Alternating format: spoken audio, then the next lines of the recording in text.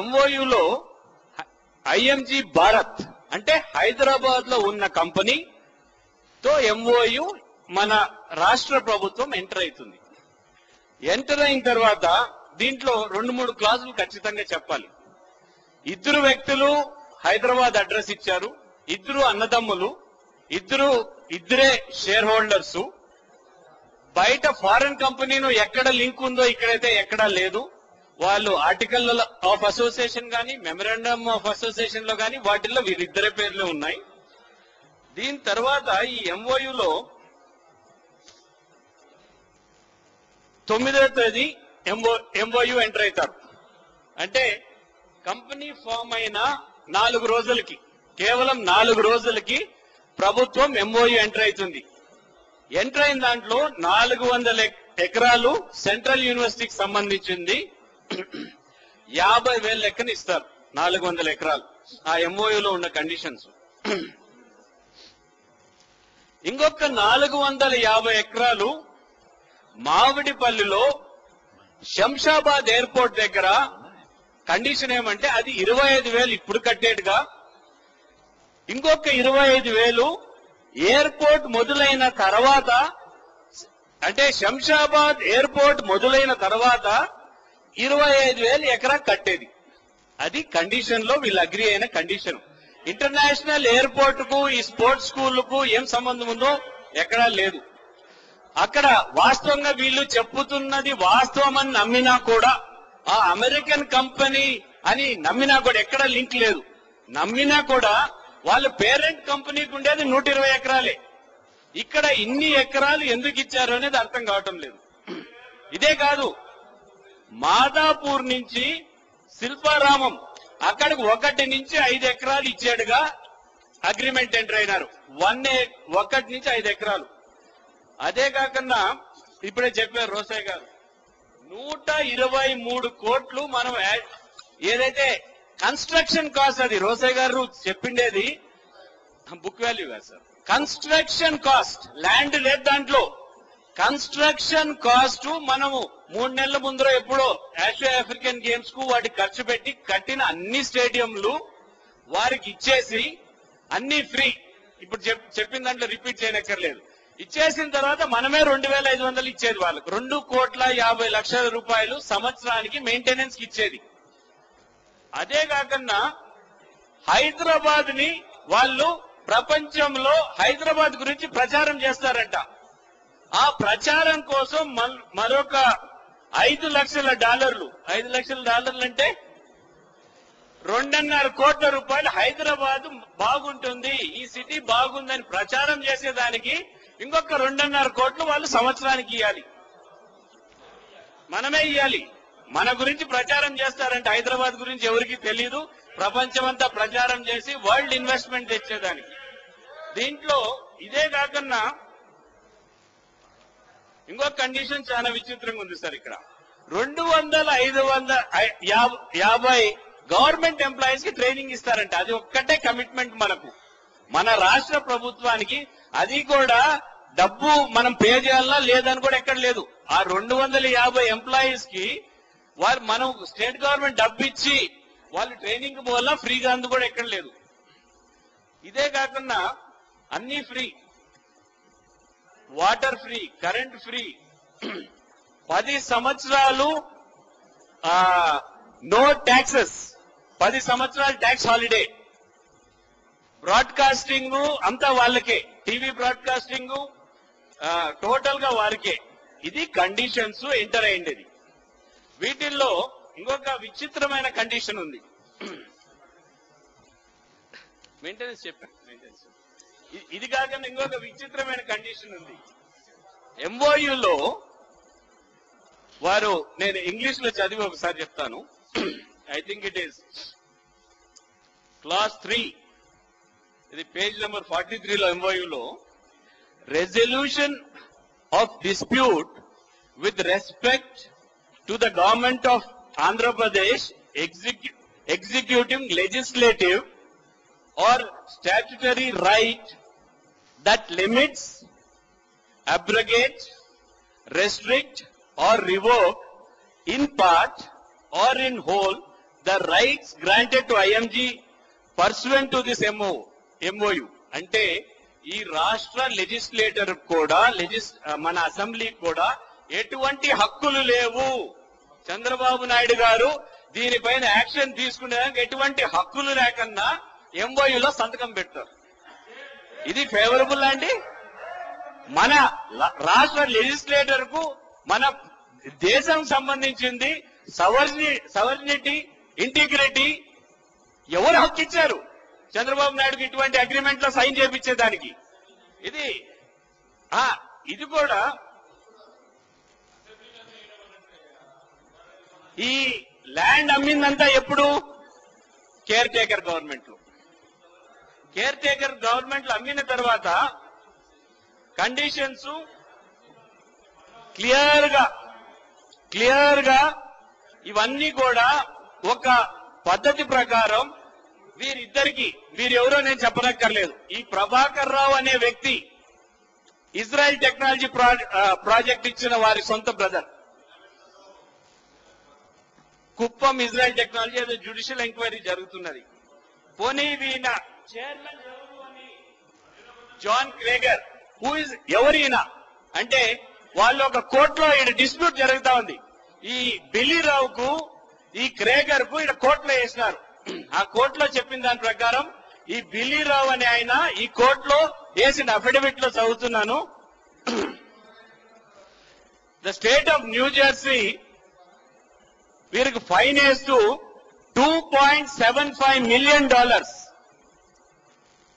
Criminal action ఈ chairman పైన తీసుకోవటం జరిగింది.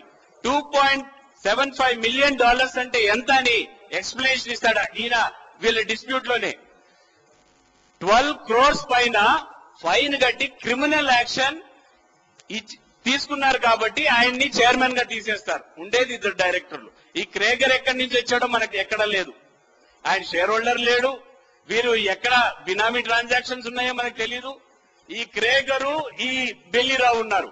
ఈయన్ని క్రిమినల్ యాక్షన్ తీసుకున్నారు కాబట్టి న్యూ జెర్సీ కోర్టులో ఆయన్ని డైరెక్టర్ గా తీసేస్తారు. అంటే ఒకటే డైరెక్టర్ ఉన్నారు.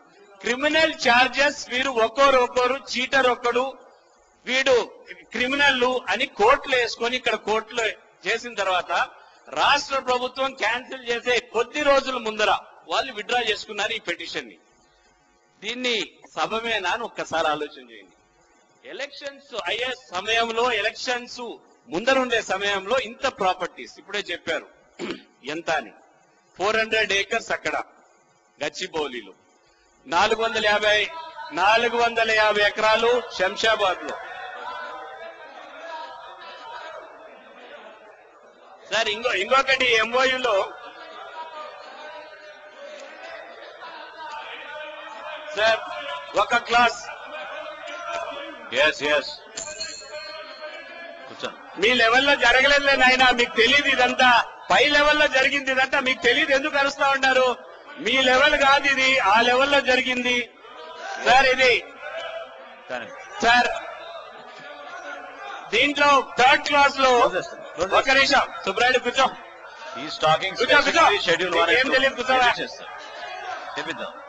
కూర్చోవయ్యా, ఎందుకు అరుస్తావు? కూర్చోండి.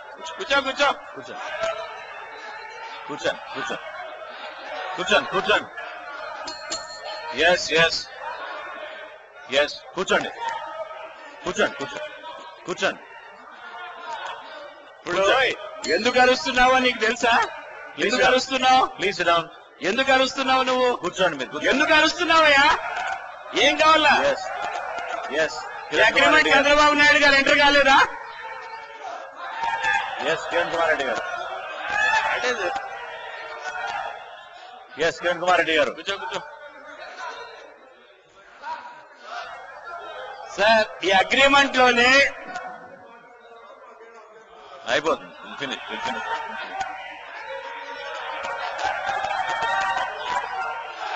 కూర్చోండి కిరణ్ కుమార్ రెడ్డి గారు. సార్ దీంట్లో 1st clause లో స్పోర్ట్స్ అనేది ఎక్కడుందో చూపిస్తున్నా. స్పోర్ట్స్ మెన్ డెవలప్ చేస్తాం వరల్డ్ క్లాస్ అనే దాంట్లో వాళ్ళ ప్రియారిటీలో స్పోర్ట్స్ ఎక్కడుందో చూపిస్తా. to enable the state government to develop world-class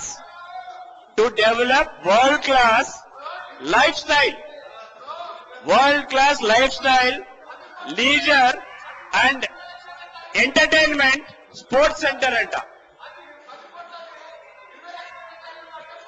Yes, yes. తెలీదు కూర్చోవయ్యా, ఎందుకు అరుస్తావు? నీకేం తెలుసు? Yes, Dagarav గారు కూర్చోండి. బిల్లీరావుకు ఇన్ఫోసిస్ కి మీరు కంపారిజనా? బిల్లీరావు ఎవరు? Billirao is a cheat. I'm telling in the floor of the house. ఆయన marks list, IIT mark list forgery చేసి ఆయన ఐఐటి సర్టిఫికెట్స్ ని విత్డ్రా చేసిన వ్యక్తికి ఒకడేమో చీటు, ఒకడేమో క్రిమినల్. వాళ్ళకా మీరు ఇచ్చేది ల్యాండ్? ఏమైనా కొంచెం తెలిసి మాట్లాడాలండి. What is this? Infosys is one of the biggest company in the world. Get back to you. కూర్చోండి. ఇన్ఫోసిస్ భూమిస్తే ఇన్ఫోసిస్ గురించి మాట్లాడుతున్నారు. What are you talking? Infosys ఇచ్చింది కూడా నేను చదివిందే, నాకు తెలియదు ప్రభుత్వం నుంచి. అక్కడ మామిడిపల్లిలో, ఇక్కడ కాదు, గచ్చిబౌలి పక్కన కాదు ఇచ్చిండేది, ఆ మామిడిపల్లిలో మీరు ఏదైతే 25,000కి ఇచ్చినారో ఎకరా, అది 20 లక్షలకి ఇచ్చినాము. ఇప్పుడు మాట్లాడుతా ఉండేది మీరు మాట్లాడింది మామిడిపల్లి గురించి, శంషాబాద్ ఎయిర్పోర్ట్ దగ్గర. ఇప్పుడు మాట్లాడుతా ఉండే గచ్చిబౌలి దగ్గర. కూర్చో. సార్, అసెంబ్లీని తాకట్టు పెట్టి అసెంబ్లీకు అధికారం లేదు అని ఎవరైతే డ్రాఫ్ట్ చేశారో, ఆల్రెడీ సిబిఐ ఎంక్వైరీ ఉంది సార్, సిబిఐ ఎంక్వైరీ ఉంది. అటువంటి వ్యక్తులపైన కఠినమైన చర్య తీసుకోవాలి. ఈ బిల్లును ఎప్పుడు కూడా ఫ్యూచర్ లో రాష్ట్ర ప్రభుత్వాల ఇంట్రెస్ట్ ని కాపాడుతూ చేసే విధంగా బిల్లులు ప్రభుత్వ అధికారులు డ్రాఫ్ట్ చేయాలి. ఇటువంటి బిల్లులు డ్రాఫ్ట్ చేసిన వారిపైన రాష్ట్రాన్ని తాకట్టు పెట్టి అసెంబ్లీకే అధికారం లేదని చెప్పే వ్యక్తులపైన కఠినమైన చర్యలు తీసుకోవాలి సార్. ఈ బిల్లుని పూర్తిగా సమర్థిస్తున్నాం. గఫూర్ సాబ్ కూర్చోండి ఆయన గారు. గఫూర్ సాబ్ I'll give you an opportunity. You'll come back again. We will come back again. మీరు కూర్చోండి, మీరు దయచేసి కూర్చోండి. మీరు కూర్చోండి. I'll come back to you. Narendra garu, I'm telling you, I'll come back to you. I will come back to you. Gafur Saab, please. I will come back to you. Gafur Saab. Sir, I'll come back to you. I will come back to you. Sir. Yes. Sir, general గా సాయంకాలం పూట సమావేశాలు చాలా cool గా ఉండేటివి sir. Kiran Kumar Reddy గారు మరి 304 కోసం చాలా కాలం ప్రయత్నాలు చేసి మరి ఎందుకైనా మంచిది బిల్లు రూపంలో తీసుకువచ్చాడు. Yes, please cooperate. సార్, బిల్లును మేము బలపరుస్తున్నాం సార్. ఎందుకంటే సార్, మేము ఆ రోజుల్లో చంద్రబాబు నాయుడు గారు ముఖ్యమంత్రిగా ఉండి తెలుగుదేశం ప్రభుత్వం ఉండే రోజుల్లో కూడా ఈ రకంగా ఆస్తులను దారాదత్త చేయడం మంచిది కాదు, ట్రాన్స్పరెన్సీ ఉండాలి, అట్లా కాకుండా ప్రజా ప్రయోజనాలకు విరుద్ధంగా పోవడం మంచిది కాదు అని ఆ రోజు చెప్పాం సార్. అయితే దురదృష్టం ఏమంటే, మేము కాంగ్రెస్ ప్రభుత్వం వచ్చిన వెంటనే ఏవైతే ఇక్కడ ప్రతిపక్షం నుండి ఏ విషయాలైతే ఖండించారో ఆ విషయాలన్నింటినీ సమీక్షించి వెంటనే వాటన్నింటినీ సరిదిద్దుతారని ఆశించాం సార్. సరే, ఇప్పుడు రోషయ్య గారు పెద్దలు ఆయన చెప్పారు 2005లోనే మేము కేబినెట్ సబ్ కమిటీలో తీర్మానం చేశామని. కేబినెట్ సబ్ కమిటీ తీర్మానం చేసిన తర్వాత కేబినెట్ సబ్ కమిటీ రిపోర్ట్ ఇచ్చింది. కేబినెట్ కు రిపోర్ట్ ఇచ్చిన తర్వాత కేబినెట్ కు ఇంత అత్యంత ప్రజా ప్రాముఖ్యత కలిగినటువంటి వేలాది కోట్ల ప్రజాధనం దాన్ని కాపాడాలనుకునేటువంటి ఒక ముఖ్యమైనటువంటి సమస్య మీద ఒక ఆఫీసర్స్ కమిటీ వేయడానికి సంవత్సర కాలం పట్టింది సార్. ఇక్కడ statement of objects and reasons లో GO number 614 dated 36/2006. I just would like to clarify, Adhyaksha. Lots of issues were there. Old and legal issues ఉన్నాయి. అసలు దీన్ని వెట్టింగ్ చేయించడానికి ఢిల్లీకి పోవటము,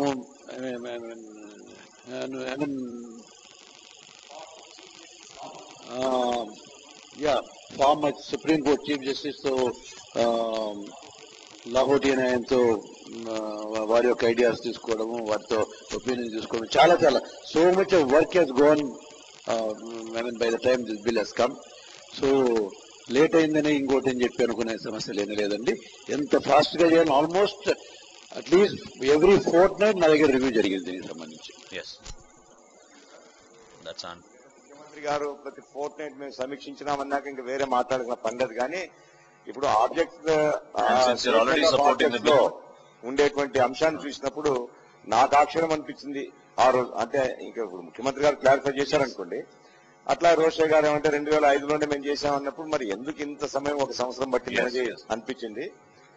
ఎందుకంటే సార్ ఆ బెల్లిరావు అంటే ఆయన ఇప్పుడు ఎవరైతే సోదరుడు కిరణ్ కుమార్ రెడ్డి గారు చెప్పారో ఆయన సెక్రటరీ కనపడుతున్నారు సార్, ఇప్పుడు కూడా కనపడుతున్నాడు సార్. అది మా బాధ. అందుకోసం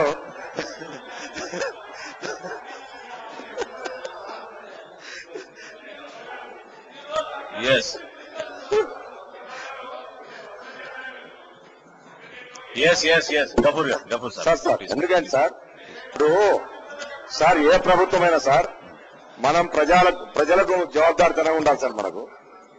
మనం ప్రజలకు బాధ్యత వహించాలి సార్.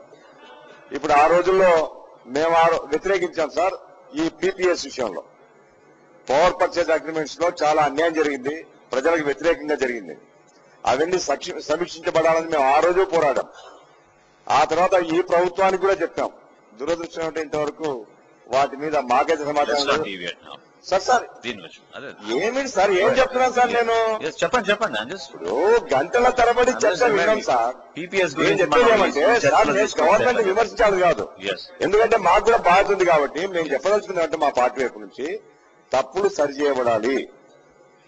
చంద్రబాబు నాయుడు గారు చేసినా, ఇంకో ప్రభుత్వం చేసినా, ఎవరు చేసినా ప్రజా ప్రయోజనాలకు వ్యతిరేకంగా కనుక పోయి ఉంటే ఖచ్చితంగా చర్యలు తీసుకోవాలి. ఆ రకమైనటువంటి బాధ్యత ప్రస్తుతం ఉండేటువంటి ప్రభుత్వం లేనటువంటిది మా పాయింట్ సార్. ఎందుకంటే sir house committee IMAX theatre మీద ఒక రిపోర్ట్ కూడా ఇచ్చింది సార్. ఇట్లాంటి ఇప్పుడు ఎవరైతే ఈ ఐఎంజీ భారత్ జరిగిందో ఇట్లాంటి అనేక అక్రమాలు జరిగినాయని కూడా మేము చెప్పినాం సార్. హౌస్ కమిటీ, హౌస్ యొక్క ప్రాపర్టీ సార్, అందరు కలిసి చెప్పినాం. ఇట్లాంటివి కూడా చాలా ఉన్నాయి. కాబట్టి మేము ప్రభుత్వాన్ని కోరుతున్నాం అంటే గత ప్రభుత్వం యొక్క తప్పిదాల్ని మీరు క్షమించవద్దు, కఠినంగా ఖచ్చితంగా ప్రజా ప్రయోజనాలకు అనుగుణంగా సరిదిద్దండి. దాన్ని మేము సహకరిస్తాం. అదే సమయంలో ప్రస్తుత ప్రభుత్వం యొక్క వ్యవహారం కూడా ట్రాన్స్పరెంట్ గా ఉండాలి సార్. నేను ఈ సభ ద్వారా మీ ద్వారా ఈ సభను కోరుతున్నా సార్, ప్రభుత్వాన్ని కోరుతున్నాను. నేను ఇప్పుడు 100